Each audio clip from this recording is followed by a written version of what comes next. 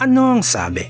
Today we'll talk about the newest maxi scooter that has so much to offer for a lot less. Ito po ang bagong Kymco Skytown 150. Let's go!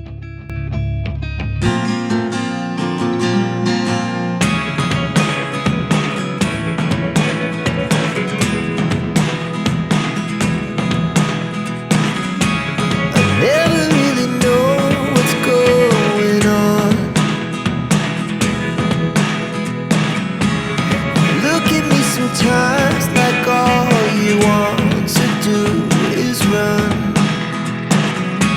Hear me out, hear me out.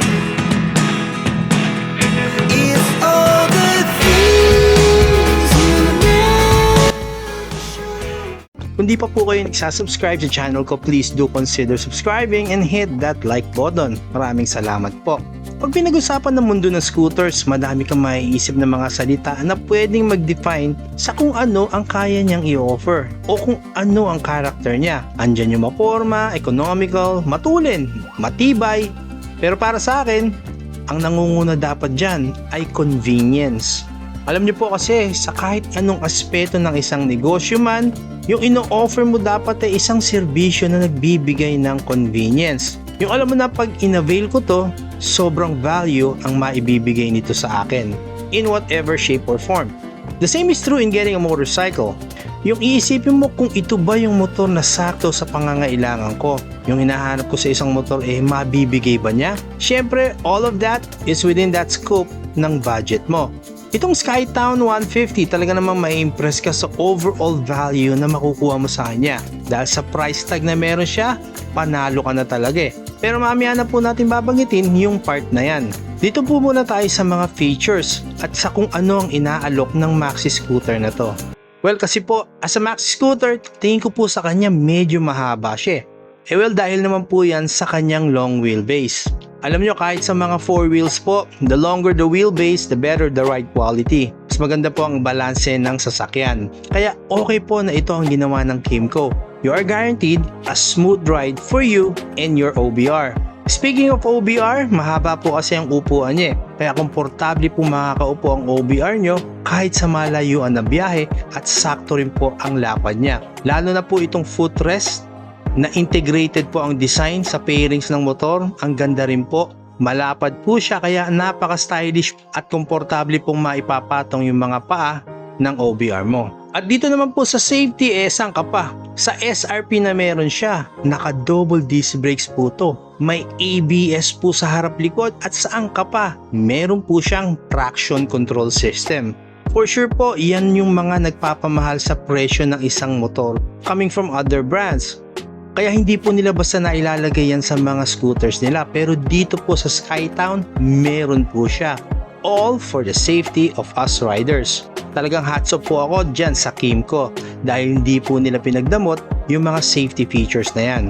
At sa mga gusto na mas stable at matatag na motor, kahit mabigat pa ang nakasakay mo, ala po dapat kayong ipag-alala dahil dual shock absorbers po at may swing arm ang likod niya. Ito po kasi yung nakalagay sa ilalim na parang engine support na nakakatulong po sa pagiging stable ng motor lalo na pag sa cornering kahit may OBR ka pa. Impressive din po yung quality ng instrument panel. Yung visibility niya kahit mainit po ang sikat ng araw, tirik ang araw, kita pa din po at very modern po ang look.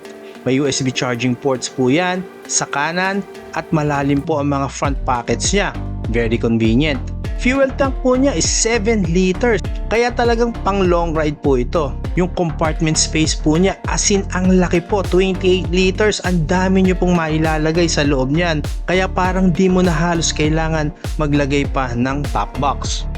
At sa design naman po niya, masasabi mo na talagang pang modern urban commute ang datingan niya. Kasi kahit maxi scooter po siya, hindi po siya mabigat at only 126 kilos. Sakto lang ang ground clearance kaya kahit sa average Pinoy height, di ka mahihirapan suportahan yung motor na to lalo na sa traffic. At sa pagiging maxi scooter, andyan po yung komportable na riding position na upright at maitataas nyo pa po yung mga paa nyo para sa chillax riding position din. Yung windscreen po niya is fixed po at okay naman din po ang position niya. Dagdag forma po at hindi po sapo lahat ng hangin ng rider lalo na pag nasa open highway na. Very modern po ang look ng harap ng motor na to. May design accent po siya na para bang hinahawi niya yung salubong ng hangin. May pagka-aerodynamic po ang design ng motor na to. And speaking of hangin, ito pong Skytown 150, air-cooled po ang engine niya. Fuel injected, 150cc. Pero sasabihin nyo bakit di pa ginawa liquid-cooled? At valid point naman po yan. Pero kasi po Kymco is a top brand sa usapang scooters. Talagang super expert po sila dito, kaya hindi na po natin dapat questionin pa kung bakit nag-decide sila na ito ang ilagay na makina. Because this engine is of very good quality and very efficient. And speaking of efficiency, ang maganda po dito, less moving parts po at madaling i-maintain. At sa engine pa rin po niya, ang nagpapa-impress po sa akin kasi ang ginawa po ng Kymco dito yung kanilang vortex design na ginawa nila sa loob ng block nito, sa loob ng combustion system. Mostly po yung design na to ay ginagamit po sa mga modern diesel engines. Pero in-incorporate po nila sa makina ng motor na to. Kasi po pag piniliwanag po natin yung function niyan, medyo komplikado po. Pero sa simpleng terms po, mas pinagaganda po niya yung combustion system, yung mixture ng air at gas, napaka-efficient po. Na in the end, maganda po ang engine performance at very fuel efficient. Kaya sa engine na to, panalo ka. Ngayon, sa pricing ba nito, panalo ka? That's the question. Oo naman po. At dito po sa Cyclemar Taytay branch, ito po ang presyo ng Kymco Skytown 150. Kung interesado po kayo sa motor na to, pasyal na po kayo dito. Dito lang po sila located sa Rizal Avenue, Taytay. Malapit lang po sa Bagong Palengke.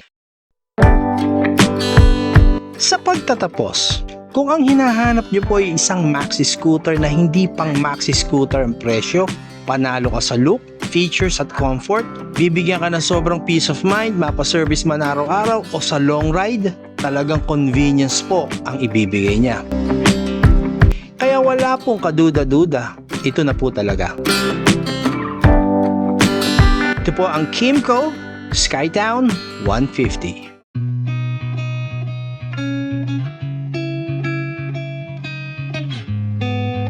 If you found some value on this video, please do consider subscribing and hit that like button.